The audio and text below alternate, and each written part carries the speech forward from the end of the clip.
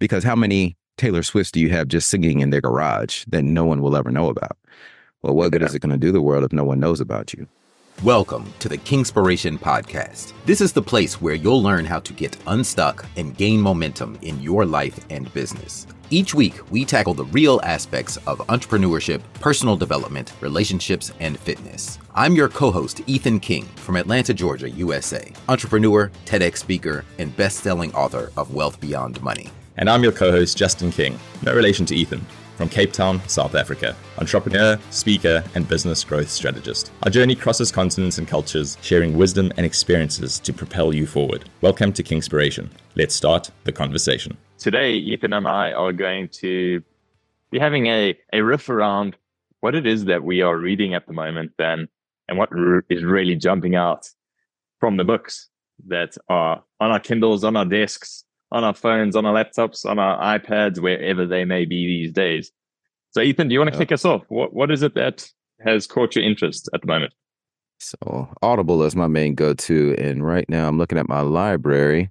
Got a bunch of books in there that I'm kind of listening to at the same time. But Andy Warhol is who I'm exploring right now. So you know about Andy Warhol, the pop artist? Yes. The thing that intrigues me about Andy that I didn't really know until recently is that, most artists paint and then you sell the original painting. He literally had a factory of people working for him, reproducing his art. And he was one of, if not the first artist to go commercial and like go massive mainstream. And he became a celebrity. He hung out with celebrities, sold his art to, it was just massive. But my background is in art. So to be able to take your creativity and reproduce it on a massive level, I think is a pretty amazing feat. So I'm really enjoying learning more about Warhol. Do you think true creatives or true artists would call somebody of that nature a sellout at all? Oh, yeah. Yeah? Oh, yeah. He got a lot of, it's controversial, especially in the art world. But, look, I come from the school. My art teacher used to always say, never make art just to match someone's sofa. And, what he meant by that was inject meaning into your art, inject your passion into your art. Don't just make something that'll look nice on a wall in a living room. If it happens to look nice on a wall in a living room, great. But don't let that be your driving force. So I think you can do both and you need to do both because we're all, no matter what type of business you're in, we're all an artist of some sort. Like Warhol may have been a visual artist. I may be a visual artist. Well, I ended up doing that on jackets. And now, we reproduce those all over the country. But if you're a lawyer, if you're an accountant, like everyone has their art part of the business. Then you have all your other things that you need to operate a business. You need someone to watch your numbers. You need marketing. You can't have any business without marketing. So I think for someone to say, well, you're a sellout if you mass produce and actually market your art and form a true business around it, I think that's a little bit naive because we need to, if you are an artist, you want to get your art out into the world. Think even with music, think about someone like these icons like Prince, Michael Jackson, Taylor Swift. Well, they got to have the marketing behind it because how many Taylor Swifts do you have just singing in their garage that no one will ever know about? Well, what good is it going to do the world if no one knows about you?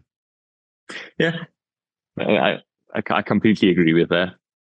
And what better way to get your message to the world than being able to sell your content, what it is that you're creating, but also then giving you the means in order to be able to reach more people with that message, whatever it is.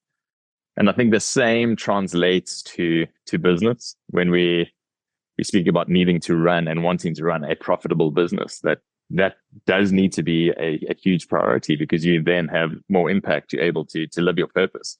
But what's really jumping to my mind right now is, and I'm going to take us down the rabbit hole here for a second, is the idea that we always speak about a struggling artist. So that could be a musician, an actor, a painter, an actual artist.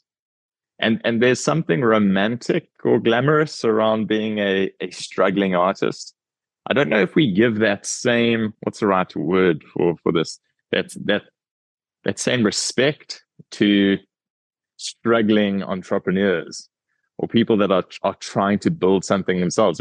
We'd probably refer to it as a failing businessman or businesswoman rather than the glamour of a struggling artist.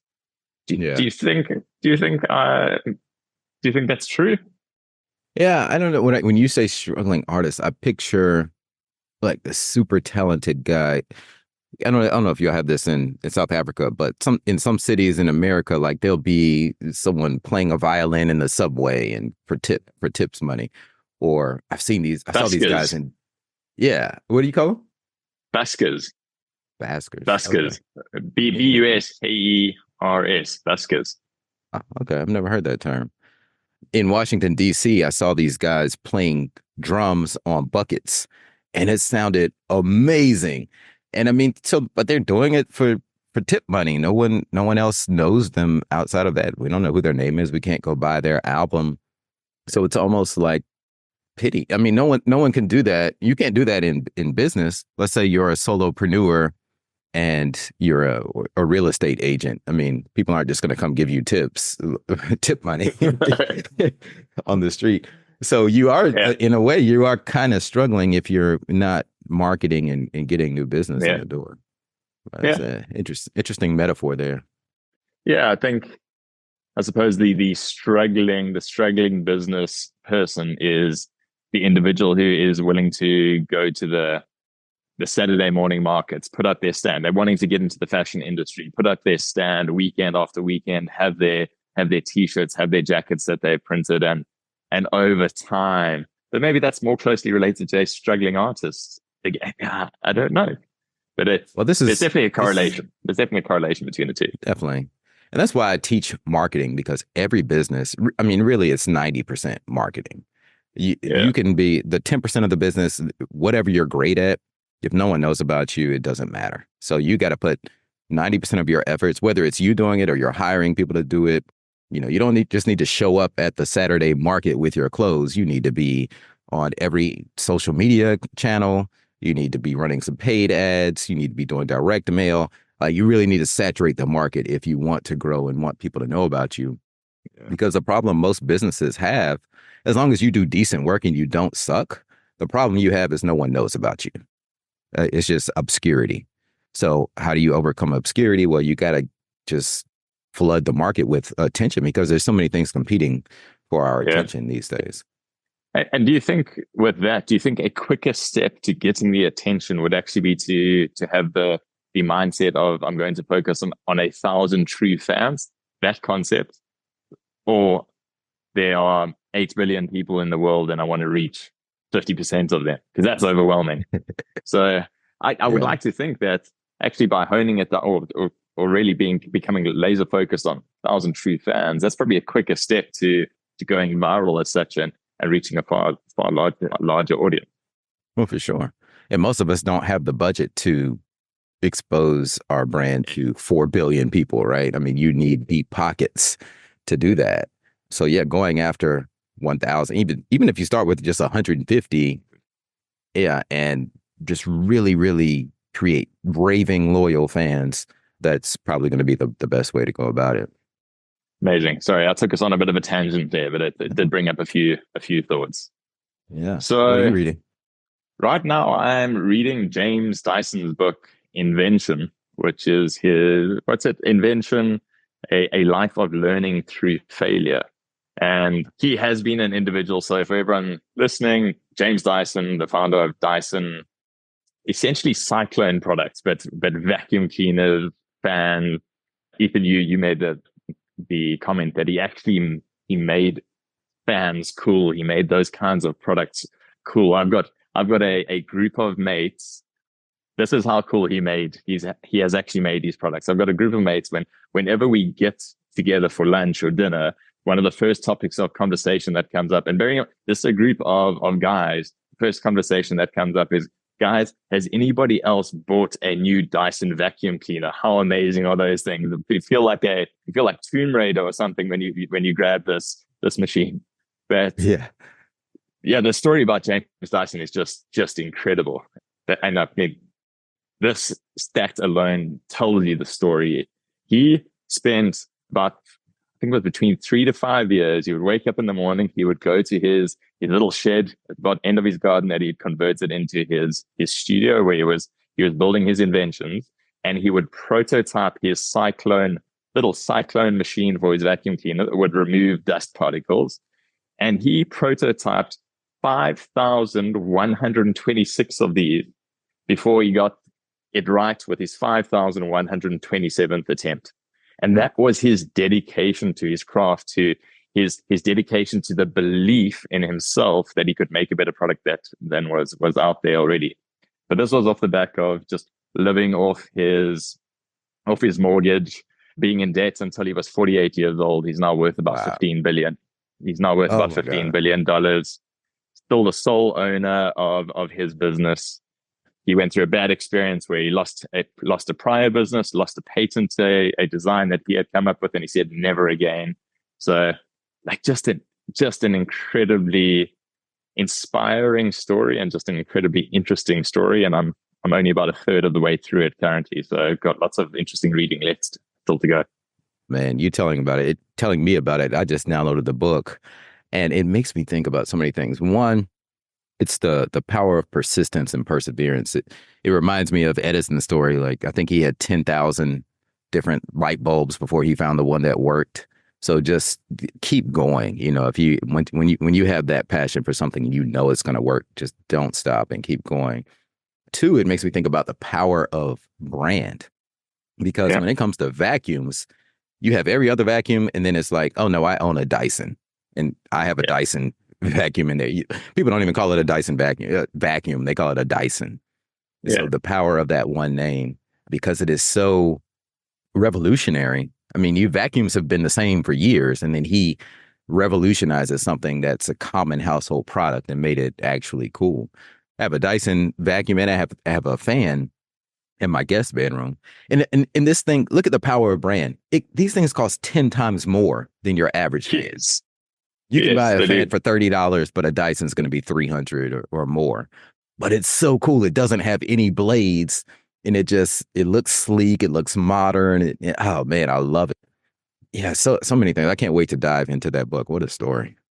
Yeah, just an incredibly interesting individual, and just very passionate about engineering, design, creativity, all coming into kind of one sphere, not living independently of one another, and always just challenging himself of there's got to be a different way and a better way to do things. And with the cyclone element that he created for this new vacuum cleaner that he created, the scientific research that had been done up until that point stated that it was not possible what he achieved. So he didn't even let that deter. He was doggedly determined and convinced that he could better what was out there, and he did not even let that scientific research that had previously been done just around the size of the dust particles, essentially, that could be separated using a cyclone. He did not let that deter him. He was like, no, I'm going to get this right. And he did. And then the rest is history. So dogged determination. Yeah, just not being willing to give up. And so I don't know if you've gotten to this part in the book yet, but thinking back, because there's some similarities between Dyson and Warhol here, because while Dyson's an engineer, Warhol's an artist, you still have, he could have built this thing in his garage and only sold it to 10 people. How did he get it out to the masses? Do you know anything about that yet? So I haven't got to that just yet. But the interesting thing about James Dyson, he is actually an artist. He went to art school and then pivoted into studying engineering. Grew up with a father who loved to make things, his father actually died quite young, but had this passion for using his hands to make things, and did a lot of that. Primarily went to art school because it was what kind of high society did. This was in Britain back in the day. If high society went to art school, it was the working class who went and made things with their hands. So he had that battle going on inside him and with the people around him. And he wanted to work with his hands. He he saw such value in that. So he's got a massive issue with the way the British government and Britain in general have always looked down on manufacturing, and he goes into that in quite a bit of detail in his book. So yeah, his background is art, but he loved the idea of design and then loved to build, and that's why he brought all of these things together in the products that he has taken to market over the years.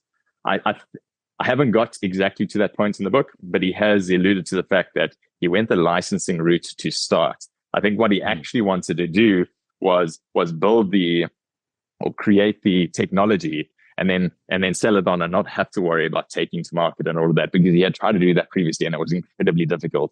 But obviously something happened.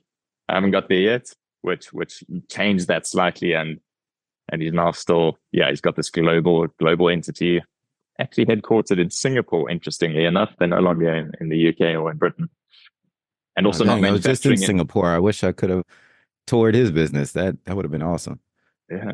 So we'll have to have a follow-up once I've got through the book and once you've read it, and we'll have to have a follow-up discussion around exactly what path he followed in order to build the brand and the size of the business that he has over the last, what is it now? 1982, I think he said, was that day he got his 5,127th prototype and nailed it. 1982. Wow. So almost just over 50 years 40, ago. Well, no, 50. 40, 42 years, 43 years. 40. Okay. How's our maths going here? Yeah, it's really sucking right now. So, but that's longer than I thought he's been around. So that is another lesson there. It's like we hear about these overnight successes that were 40, 50 years in the making. So perseverance, stick at it. So the two books for you guys, check out Invention, which is the book about James Dyson, and then look up Andy Warhol. Love to hear your thoughts. Amazing. Thanks, Ethan. That's a wrap for today's episode of Kingspiration. We hope this conversation sparked insights to ignite action in your life and business. We're on this journey together, sharing our challenges and successes to help all of us take the next step towards building momentum and ultimately reaching our goals. If you found value in today's episode, please share it with someone else who might benefit and leave us a 5-star review. And remember to hit subscribe so you don't miss out on our weekly conversations. Until next time, keep rolling, keep growing, and keep being inspired.